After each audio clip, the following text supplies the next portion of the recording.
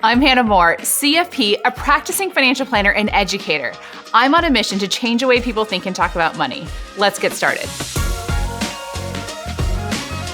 Money can be really, really difficult to talk about, whether or not it's just you talking with your friends, you talking with a significant other, your spouse, or even you talking to your kids. And there's a lot of reasons why it's so difficult. The first reason why is because we're taught not to talk about money, right? And certainly in your family, there could be, exceptions to that. And most people do have exceptions to it. But as a society, it's generally, we don't talk about money as much as, I certainly think we ought to. Now, the next piece is that money is often the easiest measuring stick. And this is such a dangerous concept. When we look at retirement, right? That's, I see people all the time who just save for retirement. And they get to a point where they get there, right? That's a really, really easy measuring stick of saying, I have X number of dollars that I now have in my bank account to help me retire. But that doesn't reflect your life, right? I don't know if you had a good life, but it's very, very easy to say, do I have more money than the person next to me or less money? Like, have I achieved success by reaching a certain amount of money? I have worked with clients who have put benchmarks in their head of they will be successful if they hit $1 million or if they hit $10 million, whatever those numbers could be. And I'm certainly all about having financial goals, but there comes to this idea of money is the easiest measuring stick. How do we measure joy in our life? How do you measure having a great relationship with your family, or the time that you got to spend with your kids, or the fact that you were able to move out of a job that was soul crushing and just so burdensome and move into a space that you just love going to work every day? How do you measure that, right? How do you measure being able to take a couple years off and spend time with your kids if that's what's important to you, or the fact that you're able to take these vacations? All of these things can have a negative impact on your overall number that you have in your life. And it's so easy to focus on that number because it's the easiest measuring stick. It's hard to measure joy. It's hard to measure all of these intangible pieces. And I think this makes it even harder to talk about money because we don't know how to have these conversations. And when we do have the conversations, we're so focused on the number that we forget the context of which that number lies, right? And there's so much shame around that. There's so much, I am bad because I don't have as much money as my neighbor. I am bad because I'm not keeping up with my siblings, or I'm choosing a different pathway. And I think we, by tying these things together, so much of our value is tied with how much money we have in the bank account. And certainly money provides a level of security without a doubt. But there is so much more to the conversation when we start talking about money than is just the numbers. And I think it's one of the most important, the mistakes that people make is they start with the numbers. We could have a whole series just on money and couples, and perhaps we will. But the biggest mistake with money and couples is that they go immediately to the numbers and not talk about what's important to them and the context of the life in which numbers are part of. I think another reason why it's so important is that money is so reflective of our values and what's most important to us, right? And that can vary so widely, y'all. I see a whole spectrum when I'm working with clients. One of the things that's so interesting is what's most important to me is going to be very different than what's important to somebody else. So we have this exercise called the budgeting blocks, and I often do it with clients. And so as kind of this process, we do budget with blocks that you move around the table. It's real fun. But the first part we do is we do a values exercise of saying what's important to you about your money. And then we look at where you spent money using blocks on the table in front of us, and we can see what this looks like. And then we look at how does your values reflecting in your money. And one of our premises is that every budget tells a story. And it's so true. Our money reflects what's most important to us. And so what I think is so interesting about this is, we can read into things on budgets. I've done this exercise in church groups and group settings where I'll give people different budgets. I'll say, here's real budgets from people. Tell me what's important to them. And oftentimes people aren't like there's a lot of judgment. There's a lot of things that happen in that. But when you understand the people and you understand their values and why they're making those decisions, their budget becomes this thing that we can make judgments to this thing that comes alive, right? Of like, oh, this makes sense of why they're doing this. This makes sense. Like it suddenly goes from this thing, like, it reflects our values and what's most important to us. I can look at a budget and I can tell, what's most important to somebody because we'll see where their money goes. And again, some of these things, hopefully it's an intentional what's important to them. Sometimes we'll look at, convenience can be something that's important, and that's not a bad thing, but it is the kind of that value that they're looking at. The next reason why I think money is so difficult to talk about is because we don't know where we stand. I work with clients, again, crossing the spectrum of wealth, from people getting started, people in credit card debt, to student loans, all the way up to people with 8 figures of wealth. And one of the things that's really interesting to me is one of the most common, if not the most common question I get when somebody comes in is some form of, am I normal? Right? We don't know where we stand in the spectrum. So many people don't know if, I'm this age, have this much saved, like, am I on track to reach my goals? Am I normal? Like, am I ahead of the curve? Am I behind the curve? Where do I stand? We want to be able to have some bearings.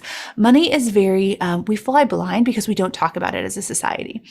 And so we're not clear on what our am I normal, right? Am I buying too much house for my situation? I don't know. And so that is one of the most common questions. And one of the really, really interesting perspectives that I have as a financial planner is I can usually have a sense of being like, no, you're right on target with where you need to be. You're ahead, or you know what, you're behind a little bit, but here's how we can make up that difference, or here's the different levers that you have to pull on that.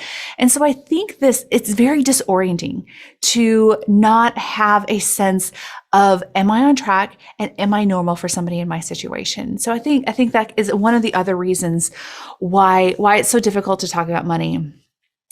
And also, it's confusing, right? It's far more complex than it ought to be. When we start adding in all of the areas when we look at financial planning, I mean, when I look at what I'm doing with clients, I'm looking at all these projections, and there's, so many assumptions that are going into that. We start looking at, okay, what are insurances that we need? Because that's part of your financial plan and part of your financial picture, right? How much life insurance do you need for your family? Where are you susceptible to something bad happening in your financial situation? Like, that risk management is a huge piece of it, but it can be really overwhelming. We start looking at including wills, estate planning. We start looking at the investments. What is even a stock or bond? What does that mean? How do I invest? What are my first steps on that? There is so much loan repayment. Oh my goodness, that's huge. Of student loans. Like, am I making the best decisions? How do I save for retirement? Am I starting a business? There's so many considerations that go into it. And in my opinion, a job of a financial planner is to make that simple and easy for you. But there is a lot of complexity, and there's a lot of angles that you can take from it. It very much is oftentimes for people, it feels like eating an elephant, right? And how do you do it? Like, where are you taking the bite out of right now? And it can just get really overwhelming. And I find that it can be really easy to just swirl in that overwhelm versus making meaningful progress on your financial situation in your financial life. Okay, so this is why money is so difficult, right? And one other thing to add with that is, we're talking about the swirling and how it's so difficult. It's also very personalized, right? So the right advice for you can be very different than the right advice for me. It's going to be very dependent on all these factors we talked about. It's going to be dependent on your life situation. It's going to be dependent on your income and your net worth and what you want and what's most important to you. It's not something you can just Google, right? It's not something that you can just Google. And so even in these conversations within friends of saying hey, what do you think about, this investment, or how much life insurance I'm doing this, or about this decision in my financial life? Yes, there can be really, really great guidance on that, but there's a lot of other conversations that need to be happening to make sure that you're getting that best advice. Because again, the elephant that you need to bite off could look different than the rhinoceros somebody else needs to bite off of. Okay, so what do we do? How do we have better money conversations?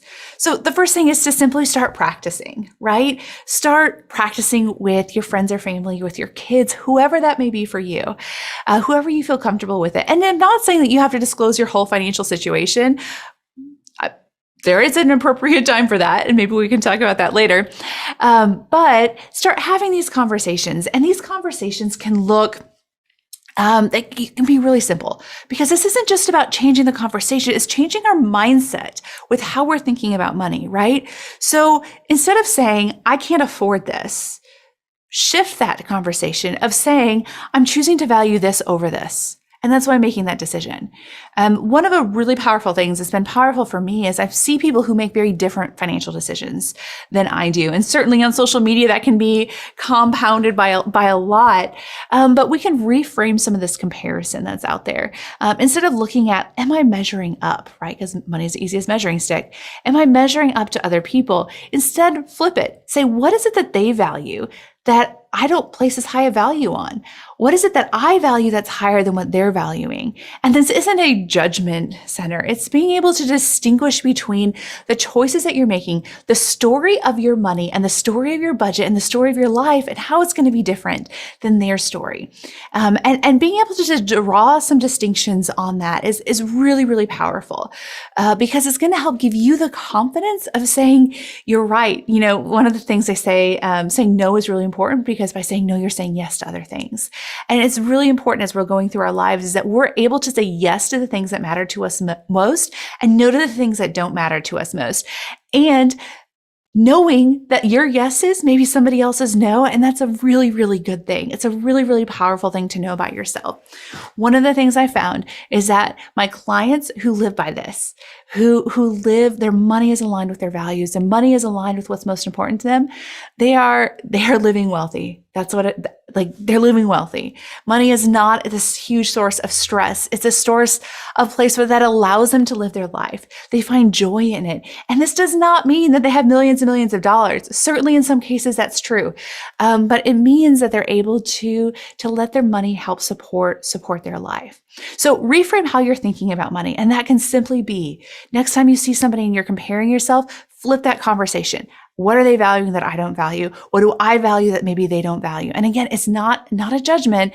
It's just more being aware of those differences in how you're weighing things. So there's that.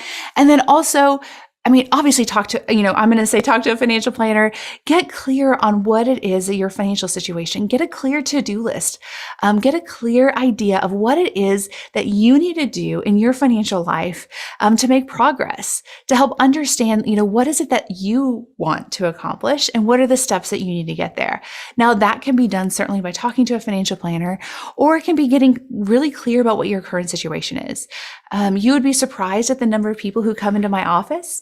Or maybe not, but you'd be surprised. I'm always a little bit surprised by people not knowing what their clear financial picture is. Get a clear financial picture of where you're at, right? Write it down. Just take a notepad. It can be as simple as that. Take a notepad and write out, here's where all the money we have is, here's where all of our expenses are, here's where all of our liabilities, here's where all of our debts are. And just getting that clear picture will help you start getting that clarity.